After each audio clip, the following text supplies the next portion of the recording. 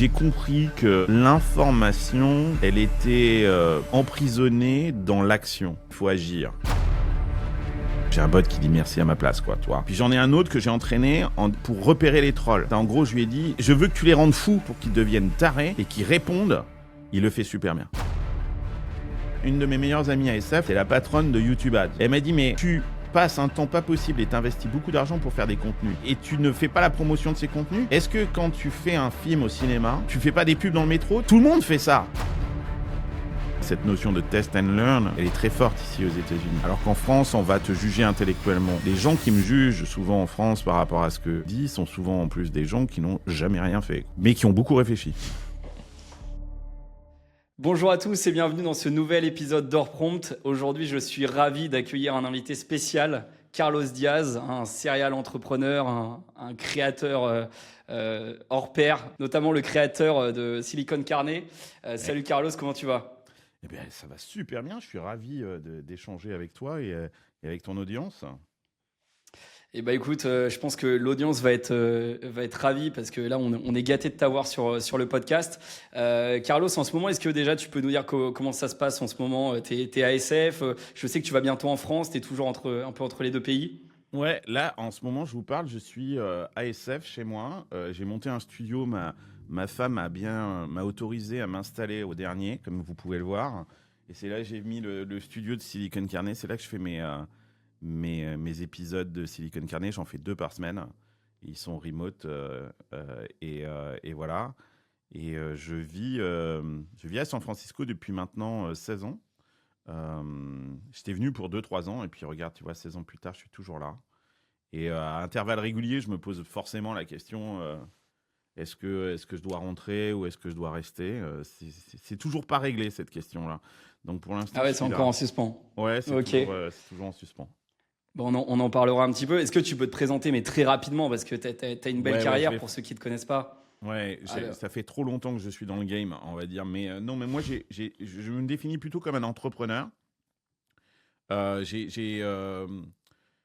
créé une première société qui est une agence digitale qui s'est appelée Imakina, qui est rentrée en bourse en 2006, que j'ai quitté au moment de l'entrée en bourse pour ensuite créer un éditeur de logiciels qui était le premier éditeur de logiciels en SaaS en France, qui s'appelait Blue Kiwi Software, qui faisait de la social collaboration. C'est en gros de Slack avant Slack, on va dire. Tu vois, on faisait que les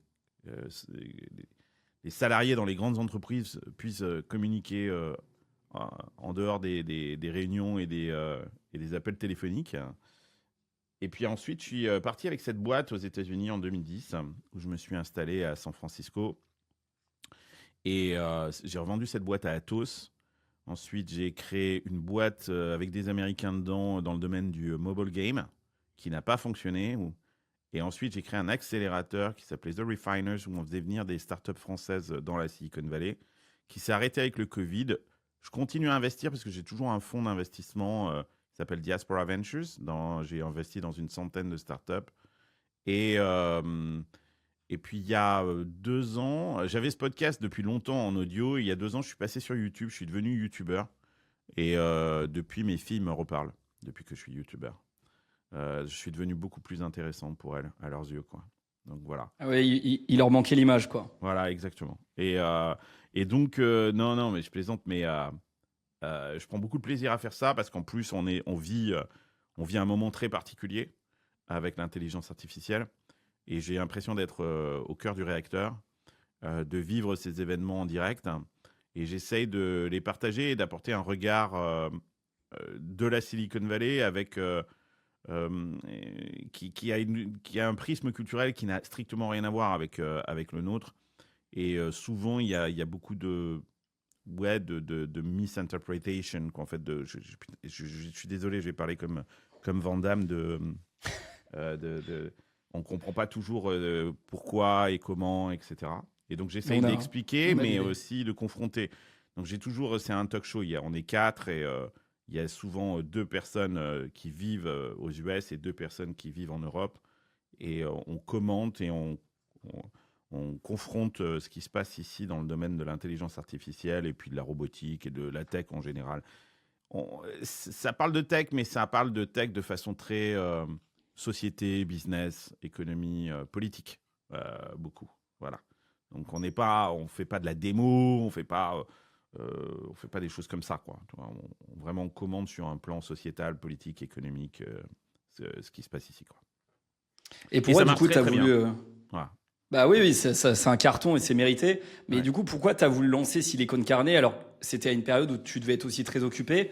C'est du travail en plus, on le sait, Ouais. la création de contenu, c'est énorme. Ouais. Ça a été quoi la motivation initiale? À la base, Silicon Carnet, quand on était qu'en audio, c'est pas moi qui ai voulu le lancer. C'est un pote qui s'appelle Richard Menveux en France qui dirige French Web et qui m'a dit Carlos, tu devrais faire absolument un podcast parce qu'en fait, j'avais une chronique sur France Info qui s'appelait en direct de la Silicon Valley où j'avais 3 minutes tous les samedis. Je suis une star. À l'époque, j'étais une star chez tous les taxis parisiens qui reconnaissaient ma voix. Tous les taxis parisiens connaissaient.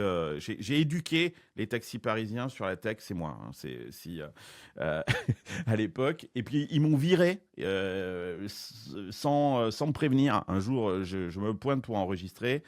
Et on me dit ah ben non, t'as pas dit ta chronique, non, non, elle n'existe plus cette année, quoi, en fait. Ah bon, ok.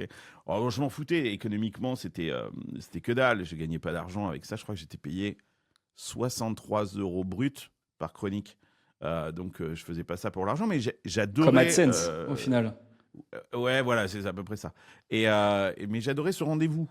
Tu vois, j'avais pris plaisir. À la base, je suis un littéraire, moi. Donc, peut-être que j'ai une carrière de journaliste déçu, quoi. Et donc, mon pote Richard me dit, mais lance ton podcast. Et ça, je vous parle il y a 7-8 ans. Hein. Oui, c'était 2009. Ouais, je pense. Même, non, 2019, pardon. Putain, les T'en choses. étais où là sur ta carrière d'un point de vue J'étais en boîte, plein etc. dans une start-up qui, je pense, merdouillait. Tu vois, je ramais, quoi. Vraiment, je ramais. The Refiners l'accélérateur venait de s'arrêter.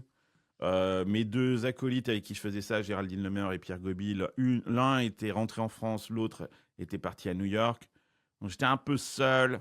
Euh, C'était juste. Et puis après, il y a eu le Covid. Donc c'était pas un moment super bien, perso et même pro, quoi.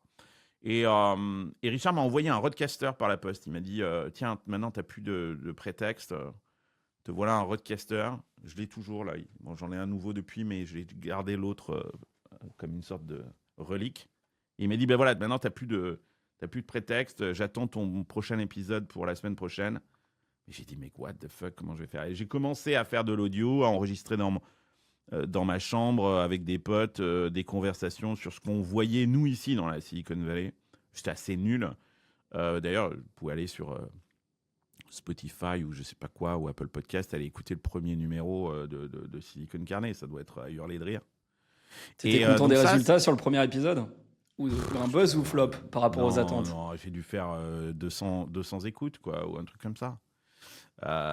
Aujourd'hui, on en est au 500e ou un truc comme ça. Donc, il y a eu du chemin de fait depuis. Mais tu vois, j'ai longtemps fait comme ça on the side. C'était une sorte de... Comme on allait à la gym, tu vois, j'avais un truc, c'était une gymnastique que j'aimais bien parce qu'elle m'obligeait à m'arrêter, à penser à des choses, à les mettre par écrit et à les restituer. Donc, je sais que toi, tu avais dit une fois un truc comme ça en disant que la meilleure façon d'apprendre quelque chose, c'est de l'enseigner.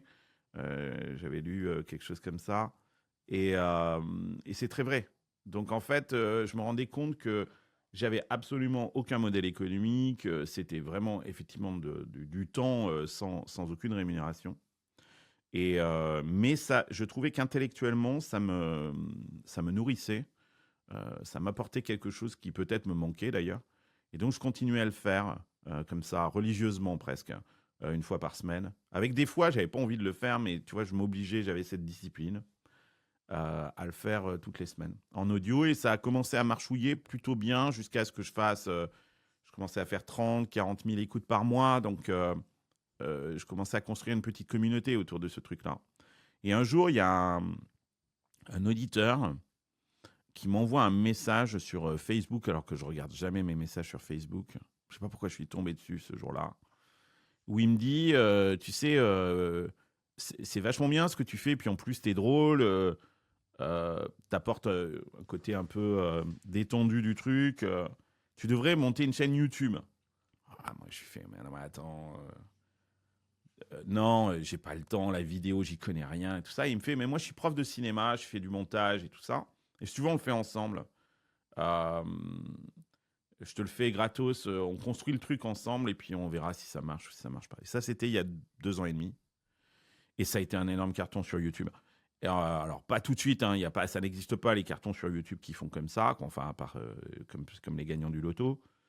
Mais j'ai compris que là, il se passait un truc, quoi, tu vois. Et, euh, et j'ai pris du plaisir à faire ça. On a créé de nouveaux formats. J'ai eu un format interview, j'ai un format tech show, j'ai le festin qui est un dîner filmé. Voilà.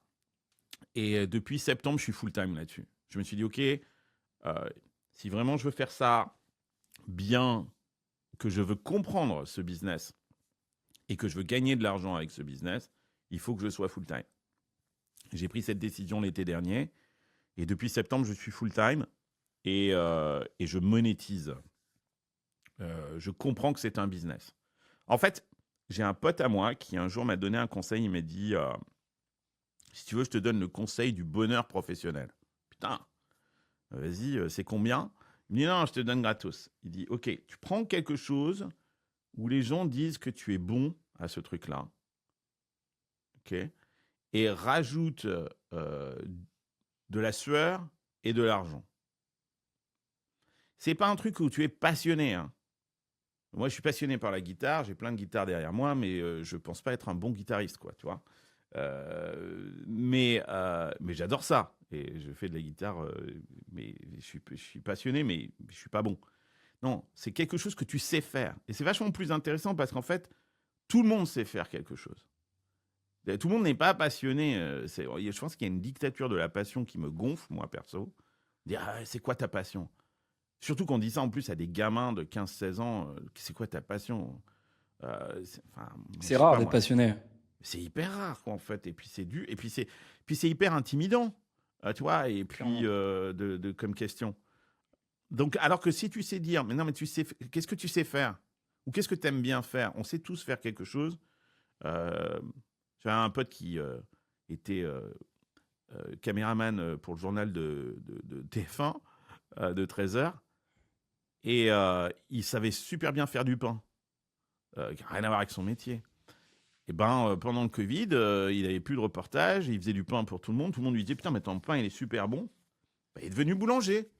Et il kiffe sa meilleure life. Mais pas parce que c'était pas une passion, c'est juste qu'on lui a dit, putain, ton pain est bon, quoi, tu vois. Et au bout d'un moment, parce que tu fais un truc que tu sais bien faire et que tu le fais, tu le refais, ça peut devenir une passion. Parce qu'à force de le faire, ça devient une obsession. Et si c'est obsessif, c'est pas très loin de la passion.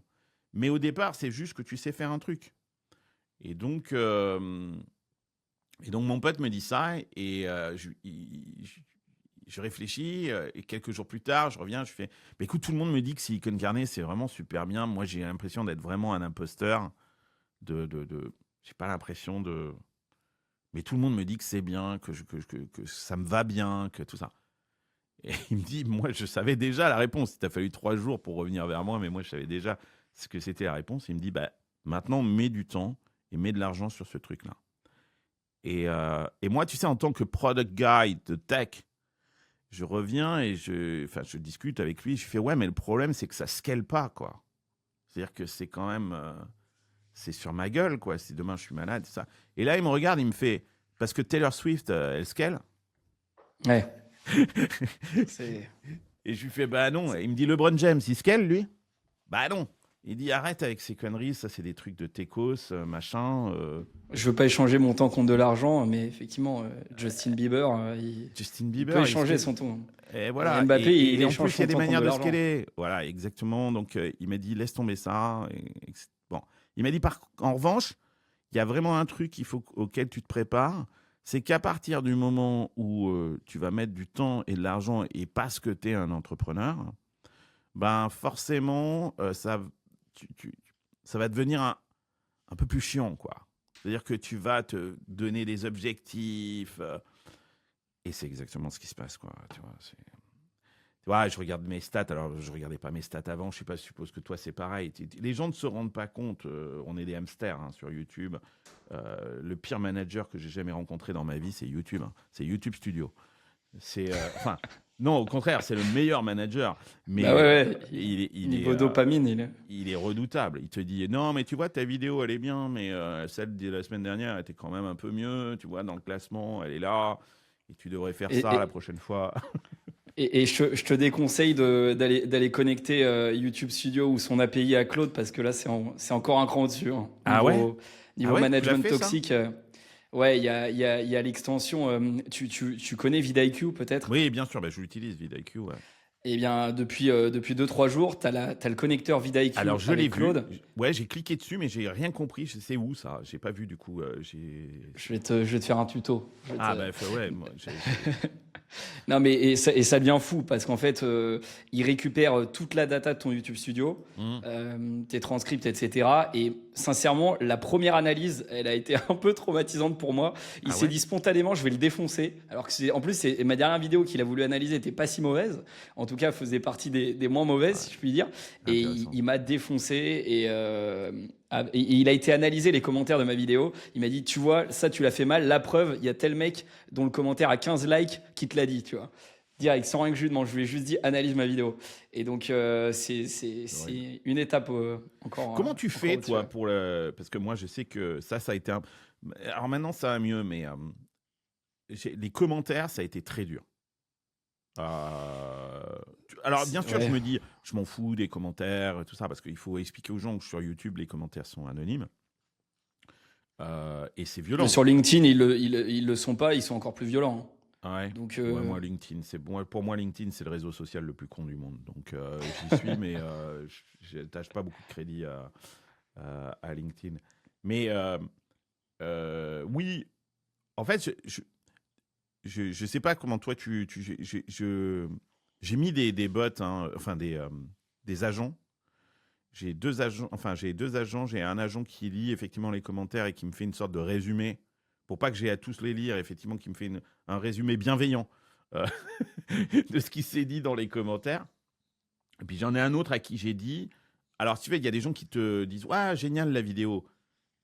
Il faut leur répondre, c'est génial, mais il n'y a aucune valeur ajoutée à ce que ce soit moi qui leur dise merci, quoi, tu vois, mais pourtant, ça double le nombre de commentaires. Donc j'ai un bot qui dit merci à ma place, quoi, tu vois, qui sait quand c'est bienveillant et tout ça. Puis j'en ai un autre que j'ai entraîné pour repérer les trolls. Et il le fait super bien. Et alors lui, je lui ai dit « Troll the troll ». En gros, je lui ai dit ça, je veux que tu les rendes fous. Je veux que tu engages la conversation avec eux pour qu'ils deviennent tarés et qu'ils répondent. Et du coup, ça me crée des commentaires supplémentaires sur ma vidéo et donc de l'engagement. Il le fait super bien. Et les mecs tombent dans le panneau et ils y vont et machin et qui répondent et tout ça. Nanana. Donc maintenant, j'ai utilisé. Et donc, je me concentre sur les trucs au milieu où il y a. Et ça aussi, il sait plutôt bien me dire. Voilà, là, c'est la liste de commentaires de gens qui. Ont apporté quelque chose, de l'information ou un truc constructif, et sur lequel tu devrais te concentrer. Je ne sais pas comment toi tu gères. Moi, ça reste très, très artisanal. J'ai des personnes qui travaillent dans mes équipes pour répondre, en fait, aussi pour récupérer le pouls de la communauté. Alors, il faut être capable de faire le tri aussi. Mais d'ailleurs, parlons d'IA, parce que c'est aussi le sujet de ce podcast. Ouais. Toi, comment tu l'as construit, ce bot? Parce qu'on va essayer de parler de choses concrètes. C'est Cloud quoi la Cowork. techno? C'est Cowork, et tu as donné accès à ton YouTube, du coup, où tu le fais avec l'extension Chrome. Extension Chrome. C'est-à-dire Ok. qu'en gros, c'est un truc que je fais généralement, je vais me coucher, je le lance. Parce qu'il est lent. Ok. Il est Ouais. très lent. Et ça consomme, hein. Ça consomme pas mal. Ouais, mais je suis Tu en peux le max. faire avec OpenClaw sinon. Je pourrais le faire avec OpenClaw. Et là, je suis en train de regarder avec les nouveaux trucs d'OpenAI. Mais quand ça tu me disais consomme, comment tu fais. Ouais, vas-y. Comment Je t'ai coupé, pardon. Non, je dis ça consomme, mais Pro Max, j'ai jamais atteint le top. Hein. Ouais, non, c'est avec le x20, en général, t'es quand même assez tranquille. Quand tu me disais comment tu fais pour les commentaires, je pensais que t'allais dire comment tu fais pour encaisser les commentaires des haters, mais c'est Aussi. simplement pour. Aussi, Non, mais ça a pas l'air. T'as l'air de. Toi, ça a pas l'air. Non, de ne trop crois te- pas, ne crois pas ça. Parce qu'en fait, le problème des haters, c'est que les comments comme ça, c'est qu'il y a toujours une part de vérité, bien évidemment. Et ils touchent toujours quelque chose un peu juste. Et toi, tu le vois, et eux, ils savent même pas d'ailleurs ce qu'ils ont touché de juste, mais toi, bien évidemment, en fait, les gens ne comprennent pas, c'est que quand tu fais de la création de contenu, que tu t'exposes, moi je fais de la musique, c'est comme monter sur scène, tu es très fragile en fait, quoi, quand tu crées du contenu. Euh, les gens pensent qu'on est très fort, mais en fait, il faut pas beaucoup s'aimer pour aller chercher euh, le retour des autres, quoi. Mais t'as lancé ça pour chercher le retour des autres? Je sais pas. Alors là, je suis en plein. Il y a plein de. Il y a certaines. Non, je pense pas. Ouais, voilà. Mais j'y suis confronté, quoi. Forcément, Ah quoi. oui, ça Donc, c'est je suis obligé certain. de faire avec. Et tu te prends au jeu, toi. Mais Je comme me tout le prends au monde, jeu. hein. Ouais. Mais tu vois, j'ai une. Les gens pensent que, tu vois, c'est le personnage que j'ai créé du Gringo, qui est un peu un personnage un peu provocateur, fort, machin, mais c'est pas du tout la vérité. Hein. C'est moi, je suis rempli de doutes. Je réfléchis. Bon, la baseline de Silicon Carnet, c'est Think in Public. Donc, c'est réfléchir ensemble à ce qui est en train de se passer, notamment dans le domaine de l'IA et tout ça. Et Mais c'est la meilleure approche. C'est ouais. parce que J'ai aujourd'hui, pas de les gens certitude. qui se... Ouais. Mais en fait, aujourd'hui, dans l'IA, les gens qui se déclarent experts, c'est tous des menteurs, en fait. C'est surtout avec l'arrivée de ChatGPT, les LLM, etc., les vrais experts, à moins qu'ils t'aies fait une thèse en machine learning, il y en a pas. Et puis être expert un jour, tu deviens vite aussi, tes connaissances deviennent vite obsolètes. Donc, je pense qu'il faut accepter d'apprendre. Moi, je passe 8-10 heures tous les jours sur l'IA et j'ai l'impression de rien connaître, en fait. Tu vois. J'ai l'impression d'être à la ramasse sur plein d'outils alors qu'on me voit comme le mec qui teste tout. Et quand on m'envoie un message, on me dit t'as testé ça, et même un outil qui est quand même assez évident, bah, parfois je l'ai pas testé et les gens sont déçus. Ils se disent ah bon. Mais ouais, je pense que. Moi, j'ai appris un truc aux États-Unis où les Américains m'ont appris ça, c'est que j'ai compris que l'information, elle était emprisonnée dans l'action. C'est-à-dire que si tu veux avoir l'information, il faut agir. Alors qu'en France, on pense que que la connaissance, elle est encapsulée dans la réflexion. Donc on réfléchit avant d'agir. D'ailleurs, c'est je pense donc je suis, alors que les Américains, c'est just do it, quoi. Tu vois, c'est... Et donc, oui, je pense que c'est qu'en faisant, en se trompant, tu vois, cette notion de test and learn, elle est très forte ici aux États-Unis. Et il y a beaucoup moins, je pense, de jugement intellectuel. Alors qu'en France, on va te juger intellectuellement, tu vois. Les gens qui me jugent souvent en France par rapport à ce que je dis sont souvent en plus des gens qui n'ont jamais rien fait, quoi, hein, mais qui ont beaucoup réfléchi. Et c'est d'ailleurs parce qu'ils ont beaucoup réfléchi qu'ils n'ont rien fait, quoi. C'est parce que ce que l'on fait est complètement irrationnel. Donc si tu réfléchis rationnellement, il faudrait pas le faire. L'intelligence artificielle, c'est un bon truc. C'est si tu réfléchis rationnellement, philosophiquement, c'est terrifiant. Donc, ça devrait normalement tétaniser les gens et tu ne devrais ne rien faire parce que, et d'ailleurs, c'est ce qu'on nous promet quand tu lis la presse et des choses comme ça. On nous promet l'apocalypse, Armageddon et notre monde va disparaître, quoi. Et donc, soit tu es atteint par une forme de stupéfaction ou par une forme de peur qui fait que tu oses pas mettre les mains dans ce truc-là. Et puis, il y a des tarés comme nous, quoi, qui, au contraire, y allons à fond. Je te donne un exemple, moi, par exemple, j'ai 2 talk shows par semaine. 3 sujets, 4 invités, chaque talk show. Avant, préparer une émission, c'était 2 jours de travail. 2 jours, incompressible. Aujourd'hui, j'arrive à préparer une émission en 3 heures. Mais tu fais plus. Tu bosses autant parce que tu fais sinon plus. on pourrait pas en faire 2, quoi. Tu vois, c'est exactement, tu as raison. Les gens disent l'IA va supprimer des jobs et on va plus rien foutre. Mais moi, je n'ai jamais autant travaillé depuis que j'ai l'IA. C'est-à-dire que le temps que j'ai gagné, avant je mettais 2 jours pour préparer une émission.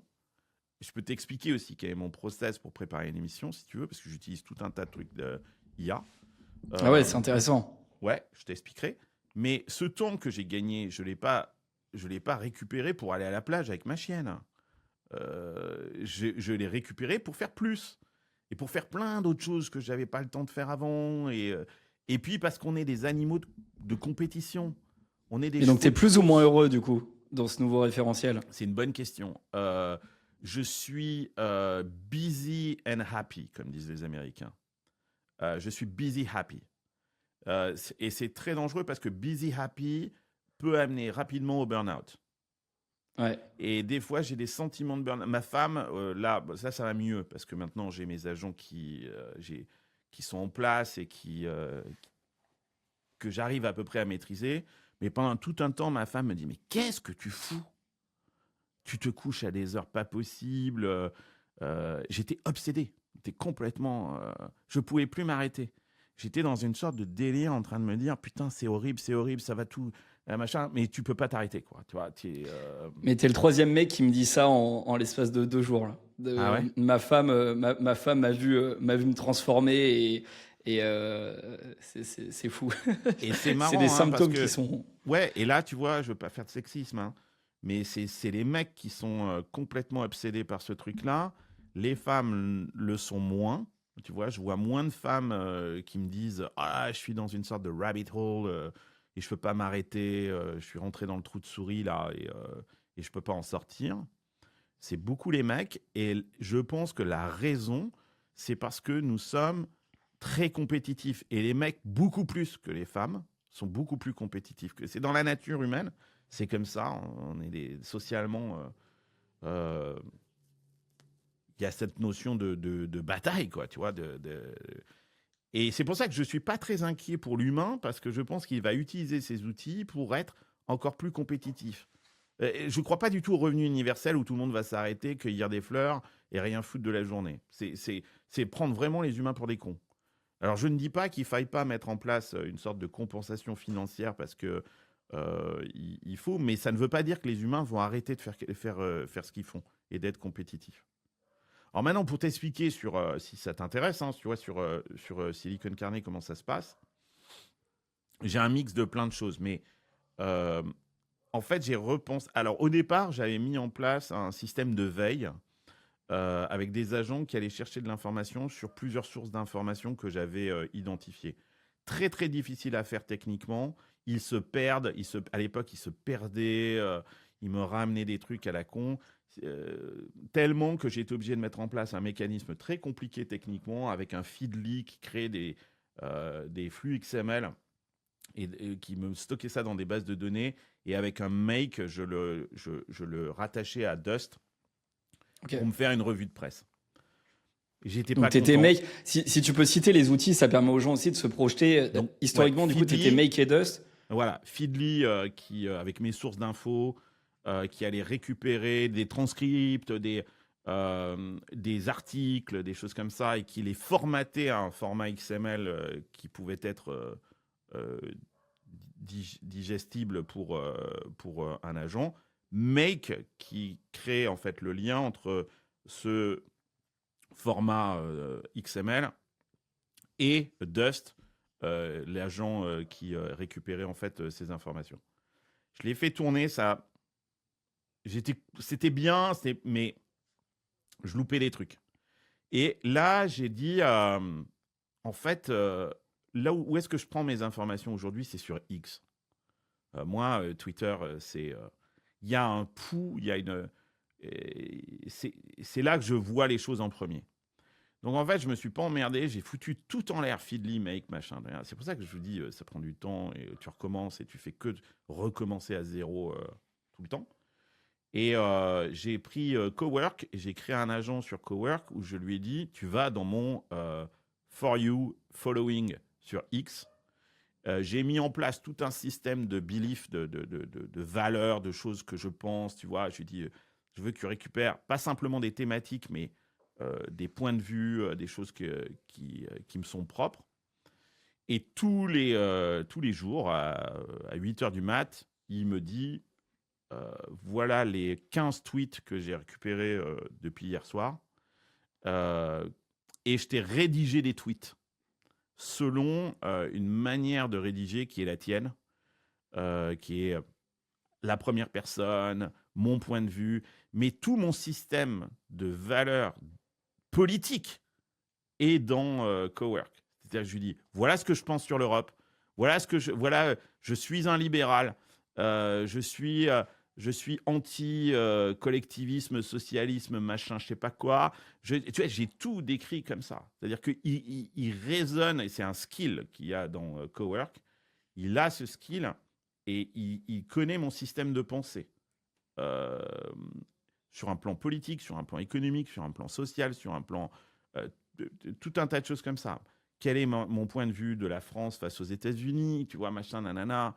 Quel est mon point de vue sur l'Iran, Israël, machin, des trucs comme ça. Je lui ai construit mon système de pensée. Et ce qui est dingue, c'est qu'aujourd'hui, il me pose des questions. Il me dit, mais alors sur ces sujets-là, comment tu te positionnes? Et je suppose que tu te positionnes comme ça, et il a généralement raison à 90%. Donc maintenant, il est même capable de savoir à peu près quel est mon système de pensée. Ça, c'est un skill. Il est dans Cowork. Ça te rend pas flemmard, tout ça? Ah non, au contraire. Ça me...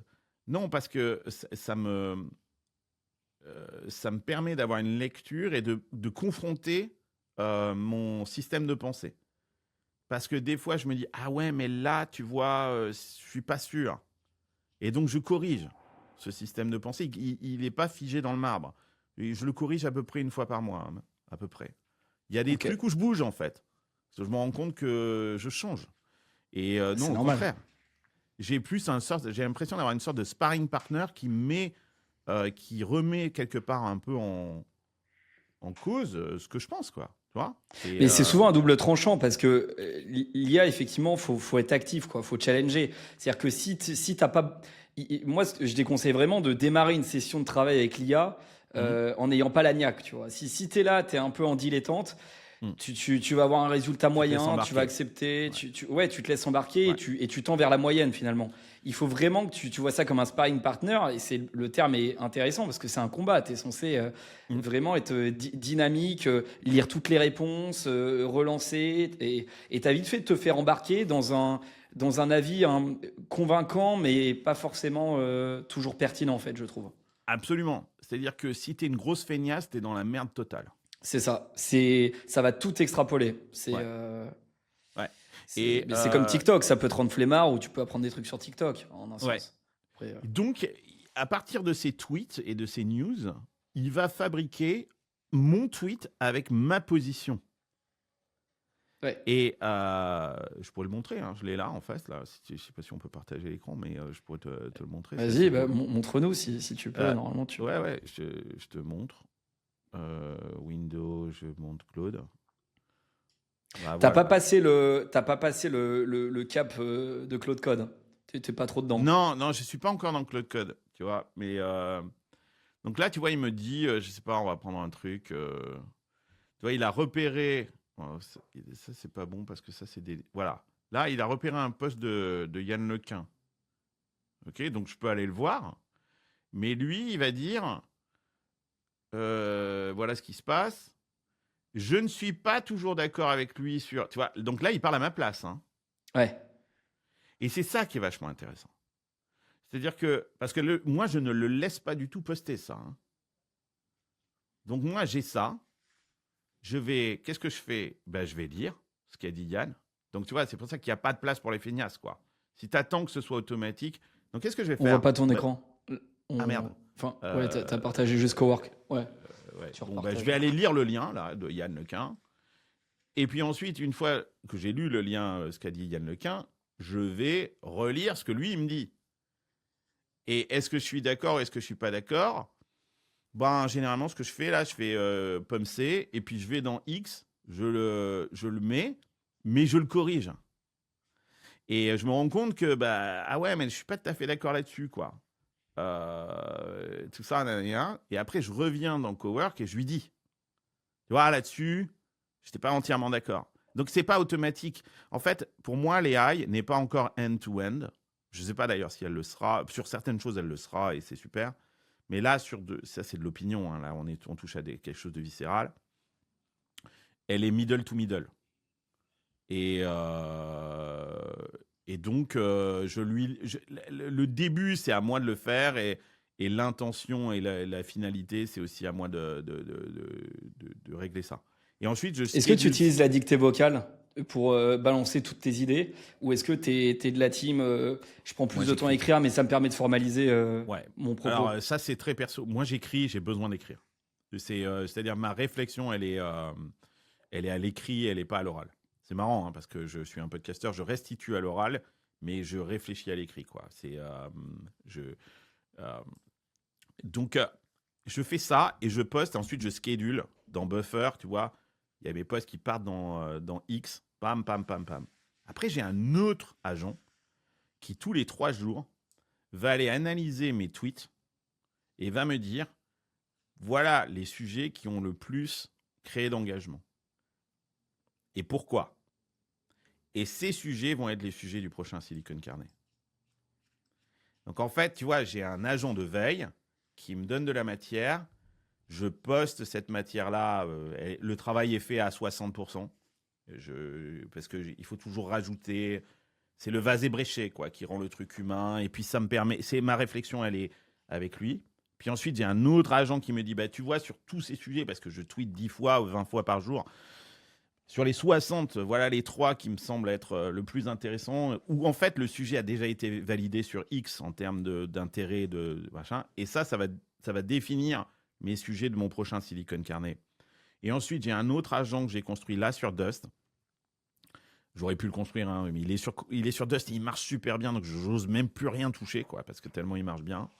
Il repose sur Cloud Opus 4.7, mais où en fait, et là c'est incroyable ce qui se passe, je parle avec lui, je lui dis, bah voilà, et en plus je lui parle, je peux te montrer, hein, je lui parle vraiment comme quelqu'un, quoi. C'est-à-dire que je vais te montrer, par exemple, alors attends, il faut que je partage mon écran. Je vais te montrer. Tu nous fais des démos aujourd'hui, ça fait plaisir. Ouais, je te fais des démos. Elle s'appelle Astrid.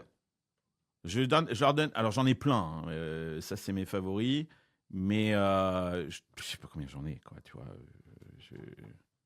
j'en ai un peu pour plein de trucs. Mais mes favoris. Tu vois, j'ai Astrid. C'est mon assistant éditorial. Et donc je vais te montrer, par exemple. Dust, c'est vraiment une super solution. Hein. Les gens connaissent pas trop, mais Ah ouais? c'est français en plus. Ouais, c'est français. Mais le mec, il bossait chez. Je le connais, c'est le mec, faisait partie de la première équipe d'OpenAI. Hein.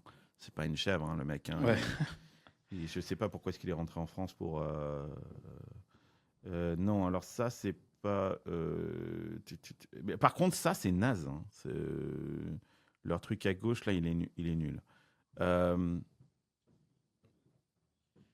Tu peux faire la recherche peut-être. Ouais, je sais pas, ça marche. C'est avant. Non, parce que comme on est plus... Voilà, épisode spécial Chine. Voilà, c'est parfait. Alors, je vais te montrer le début, parce que c'est ça qui est passionnant, quoi, en fait. Hop, merde. Hop. Je vais remonter tout en haut. Ouais, tu vois, c'est long. Regarde comment je parle. Je voudrais faire un épisode spécial China. Le point de départ serait le plan quinquennal annoncé et analysé, machin et un. Regardez aussi les progrès incroyables qu'ont fait la Chine en matière de tech, d'IA, nanana. Je lui parle, quoi, tu vois. Et je lui joins, il y a tout un... Là, je sais pas, ça se voit pas, mais il y a tout un tas d'articles, de trucs que j'ai trouvé online. Ils ont un truc, un plugin sur le browser qui te permet de joindre ce que tu es en train de lire. Et comme moi, j'ai pas mal d'abonnements payants, tu vois, je peux lui joindre les articles payants que j'ai vus, etc. Et là, il va me proposer un plan. Ben voilà, le sujet 1, ça va être ça. Les éléments forts à identifier.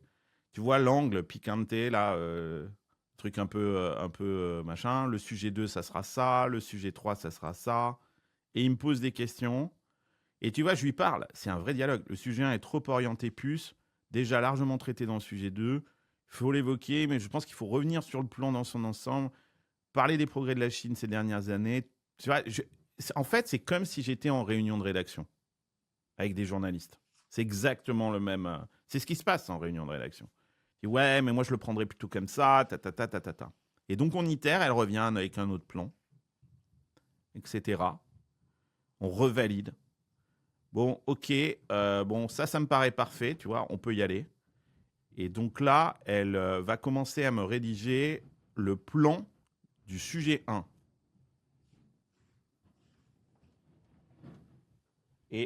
Et à nouveau, je vais lui reparler. Le teaser Et tu est travailles pas tes clair. hooks. Hein? Tu travailles tes hooks Ah oui, je travaille mes hooks. avec Ouais. l'IA ou tu trouves que l'IA est pas performante pour ça? Le côté Les hooks créatif. de quoi? Dans mon script ou dans mon... Dans ton script, sur ton intro d'émission, sur tes oui. shorts aussi. Mais elle n'est pas très bonne. J'ai vu que tu avais envoyé sur les shorts là. Ouais. Alors, je fais des Reels, effectivement. Et là, c'est un autre agent. Hein. J'ai un agent spécial pour les Reels. Il est dans OpenAI, celui-là. Il marche très, très bien. Ouais, donc quand ça marche dans un outil, tu t'y touches plus. Même si. Et donc, tu vois, Ok. j'ai plein d'outils. J'ai Dush, j'ai OpenAI, j'ai Claude. Et quand j'ai un truc qui marche quelque part, tu vois, là, c'est le Real Script, quoi, tu vois. Où en fait, j'ai un framework. En fait, j'ai remarqué, il y a un truc super intéressant pour ton audience qui marche super bien. C'est ne demande jamais à un agent de faire quelque chose. Moi, je commence jamais comme ça. Je lui dis, voilà comment je lui dis. Je lui dis, quelle est la meilleure méthodologie, c'est là que ça devient intéressant, au manifeste de Palantir et Alex Karp. Tu vois, je lui donne un sujet. Donc là, en fait, qu'est-ce que je fais? J'oblige le modèle à d'abord chercher une méthodologie. Et donc, un cadre de pensée. Alors que si je lui avais dit, fais-moi un reel pour le manifeste de Palantir et Alex Karp, tu vois, et là, il me sort le framework HATE, que j'adore, qui est un hook, agitate, teach, engage. Tu vois? Et donc, il va faire un hook qui va durer 0,5 secondes. Il m'explique. Mais il utilise une méthodologie, il me l'explique et il l'applique exactement à mon sujet. Et généralement, ça, c'est bon. Et donc, en fait, ce que je fais là, une fois que j'ai ça, je le challenge. Hein, là, ça dure peut-être 1 heure ou 2, quoi, tu vois, juste à challenger. T'es sûr, il n'y a pas d'autres méthodologies, machin, ta. Et puis, quand j'arrive à un truc, je lui dis, OK, crée-moi un agent system prompt.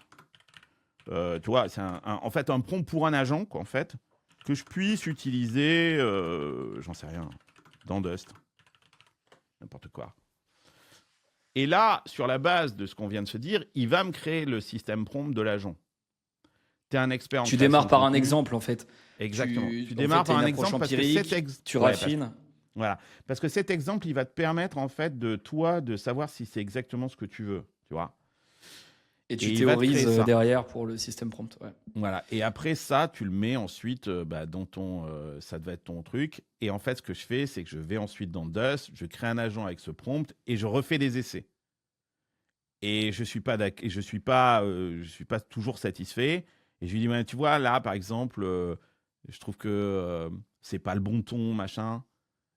Et alors, il va changer le ton. Et je lui dis, ouais, ça, c'est le bon ton. Alors, comment est-ce que je dois mettre à jour mon système prompt pour que tu le refasses exactement avec ce ton? Et il va me redonner une mise à jour du système prompt, etc., etc. Donc, c'est du back and forth. Puis, au bout d'un moment, ça tient.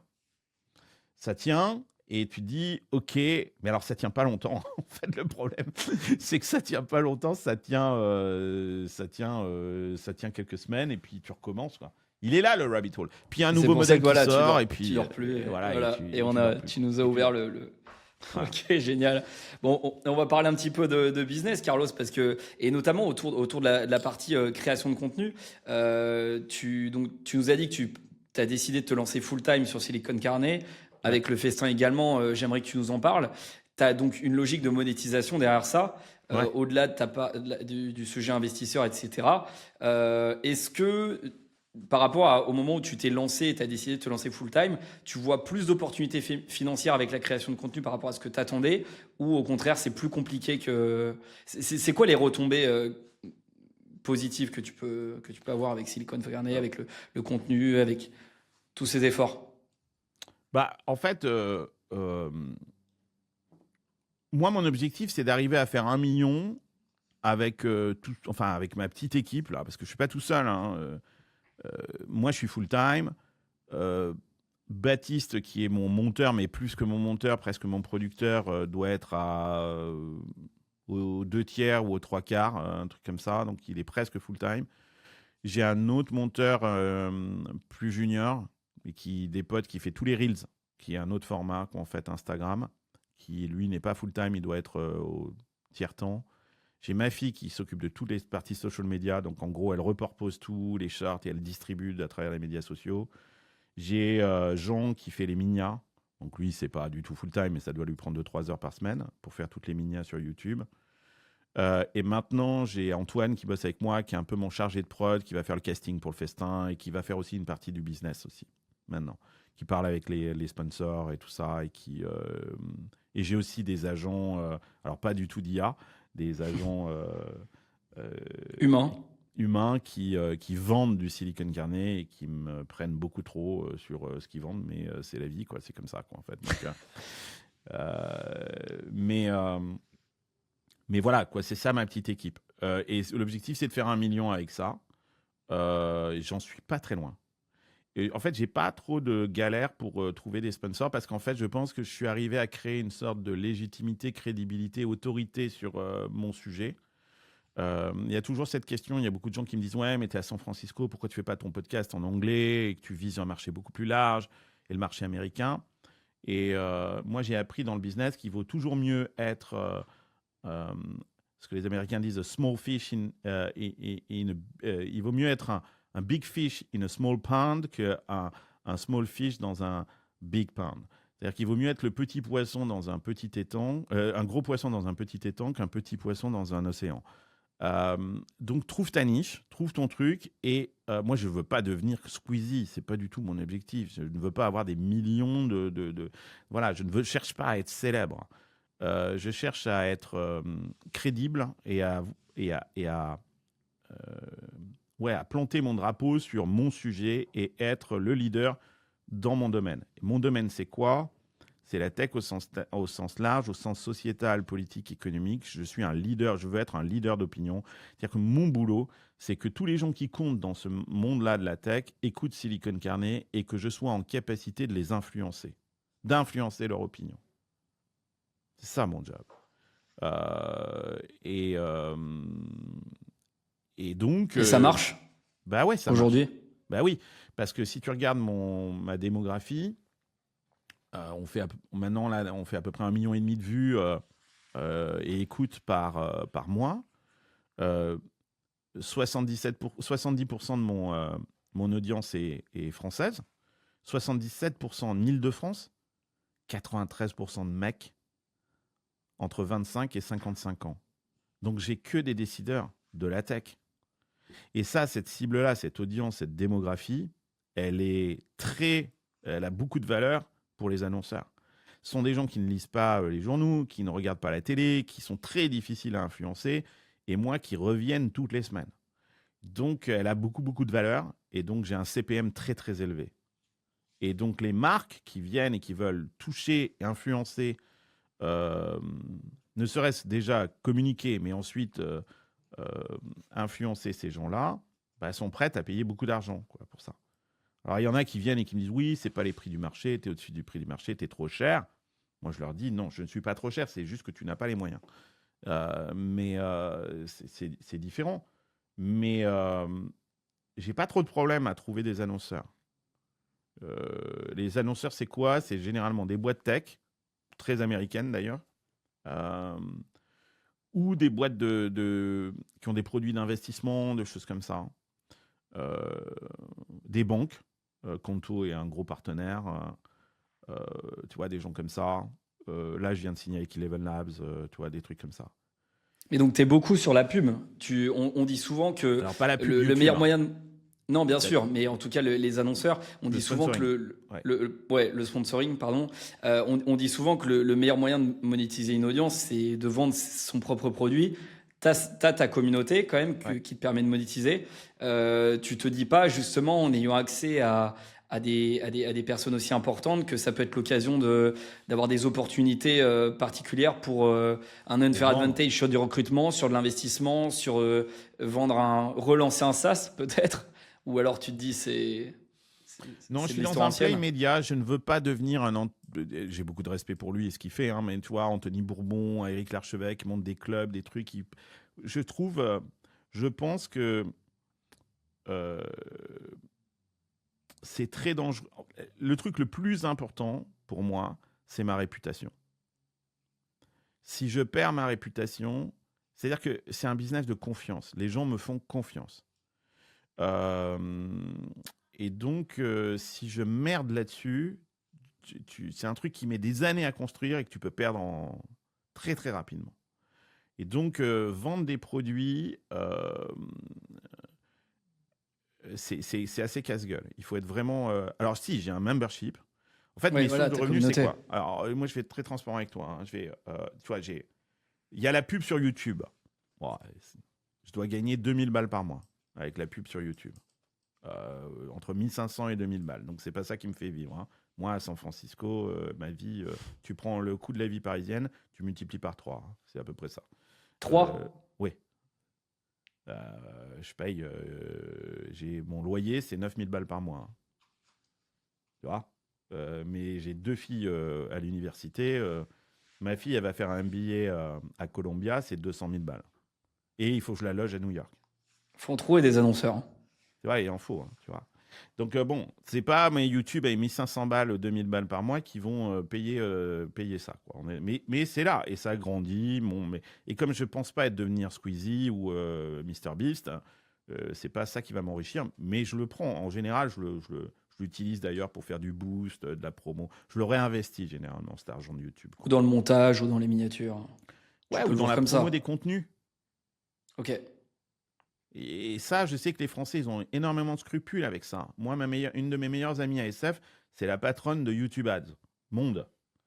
Et elle m'a dit un truc très américain, mais qui est génial. Elle me dit, tu passes un temps pas possible et t'investis beaucoup d'argent pour faire des contenus. euh, et tu ne fais pas la promotion de ces contenus. Est-ce que quand tu fais un film au cinéma, euh, tu fais pas des pubs dans le métro, tu fais pas sur les colonnes, tu dis pas que ton film il est sorti? Tout le monde fait ça. Il faut savoir que le 1% des channels les plus puissants aux États-Unis, 60% de leurs vues sont des vues qui sont promues, qui sont le résultat d'ads. C'est pas des fausses vues, hein. Ces gens, sauf que les gens ont découvert la vidéo grâce à un boost de YouTube. Donc tu fais de la promo, quoi. Tu vois, si tu as un contenu qui est top, tu fais un peu de promotion. Tu dis bah, aux gens, tiens, j'ai ce contenu. C'est très compétitif, il y a plein de contenus. Donc comment tu garantis d'être on top des listes? Alors les Français, ils disent, ah non, mais moi, c'est que du organique, tu vois, je fais que du bio, machin, nanana. C'est une connerie. C'est une connerie monumentale. En gros, tu dis, tu as un super produit, tu t'es emmerdé, tu t'as investi de l'argent et tu le dis pas, quoi, en fait. Tu attends que les gens, de façon confidentielle, viennent le voir et viennent le consommer. Bah, ok. Mais c'est con, hein. Mais si tu veux, quoi, tu vois. Donc, il faut le faire intelligemment. C'est beaucoup plus compliqué que je ne le dis parce que ça peut détériorer ton algorithme. Il y a du ciblage à faire très, très particulier, etc., etc. Bon, ça, c'est YouTube Ads. Ensuite, j'ai le sponsoring. Donc, je vends de l'espace que je maîtrise moi et c'est du host read. Donc, c'est de la recommandation. Je recommande des choses. Donc, ça me prend énormément de temps. Je dialogue avec les gens. Je veux être certain de ce que je recommande. Et c'est un acte de création. Mon spot sur Eleven Labs, il est très drôle. Je me suis créé un jumeau numérique de Carlos qui parle à ma place, qui fait le spot à ma place avec ma voix, etc. Donc, je m'éclate à le faire aussi. Pour moi, c'est de la création de contenu. Ça, je le vends cher. Et ça représente, je sais pas, peut-être, ouais, je dois être à plus de 250 000 balles par an avec ça, quoi. Tu vois, de sponsoring. Après, il y a le membership. Donc, je propose à mon audience de faire partie de la communauté. Il y a un groupe WhatsApp privé, il y a la newsletter où tu as toutes mes recherches, accès à toutes mes recherches. Et on fait des événements aussi à Paris et à San Francisco. Et donc, tu as accès aux événements. Et là, je dois avoir 600, 700 abonnés qui doivent payer 20 balles par mois en moyenne, quoi, tu vois. Donc voilà. Et ensuite, j'ai ce que j'appelle de la coproduction, qui est du branded content. Le festin, c'est exactement Ouais. ça. C'est-à-dire, j'ai des marques qui viennent et qui me disent, je voudrais faire du contenu, mais je ne sais pas, j'ai pas de concept. J'adore ce que tu fais. Trouve-moi un concept qui te plaît et qui correspond à nous. Et on le coproduit, c'est-à-dire qu'on fabrique le contenu ensemble, le casting, on le fait ensemble, le contenu leur appartient, ils peuvent le republier. Quand tu es sponsor, tu ne peux pas reprendre mon contenu et le publier. Tu n'as pas de droit sur le contenu. Mais quand tu es coproducteur, ben, ce contenu, tu peux faire tes propres shorts, tu peux le republier sur ta chaîne, etc., etc. Et ils achètent une saison, ils n'achètent pas des vues. On se tape dans la main, on dit, bah voilà, on va faire le festin ensemble. Avec Nagaro, tu as fait 10 épisodes, c'est ça? Voilà, on fait 10 épisodes Ah. sur la saison. Moi, j'avais dit, écoute, si ça fait 500 000 vues sur YouTube, c'est génial. On s'est tapé dans la main et je crois qu'on en est à 2-3 millions, quoi. Donc, ça ne change rien pour eux. Ils payent la même chose parce qu'ils ont pris un risque au départ avec moi. Et t'es bénéficiaire là-dessus, du coup, ou pas? Ouais, bien Avec sûr. les coups de... Ouais. Ouais, mais Non, mais parce que pour toi, c'est une super visibilité aussi. Oui, c'est une super. Le Oui, voilà. festin. Donc, ça crée de la visibilité, de la notoriété pour moi, mais je gagne un peu d'argent dessus. Mais tu as raison, hein, les coûts de production sont énormes. Il faut que je me déplace, que j'aille à Paris et tout ça. Donc, je gagne pas. Enfin, c'est pas 70% de marge, hein, quoi, tu vois. C'est plus 20-30% de marge sur le truc, quoi. Mais c'était quoi la motivation avec le festin? C'était de se dire, j'essaye Le d'augmenter mes fun. recettes publicitaires. La, Ouais, la- voilà, la- c'était... la motivation de Ouais. départ, c'est le fun. Si ça me fait pas kiffer, si je prends pas de plaisir, je le fais pas. Donc c'est d'abord la motivation. Je m'étais dit, je viens rarement à Paris. Je fais des dîners quand je viens à Paris où je remets mes potes autour de la table et on a des Autant conversations filmer. super géniales. Donc rajoutons des caméras et faisons un truc esthétiquement qui me fasse kiffer, quoi. Ouais, c'est tout. Enfin, comme les débuts de Silicon Carnet, t'as Comme simplement pareil, enregistré pareil. des... Mais là, j'ai d'autres idées. J'ai plein d'autres idées. Je veux faire je voudrais faire un truc. Je crois qu'il y a des mecs dans la finance qui font ça et qui le font très bien. C'est des entretiens. Tu vois, imagine des Ouais, séances ouais, de je recrutement. vois. Tu vois Ouais. les mecs là.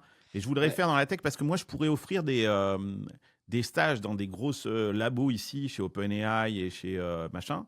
Donc imagine qu'on prenne des jeunes ou moins jeunes, hein, tu vois, et qui viennent et qui, je fais un panel avec des gens super cool et puis on fait un C'est une système bonne idée.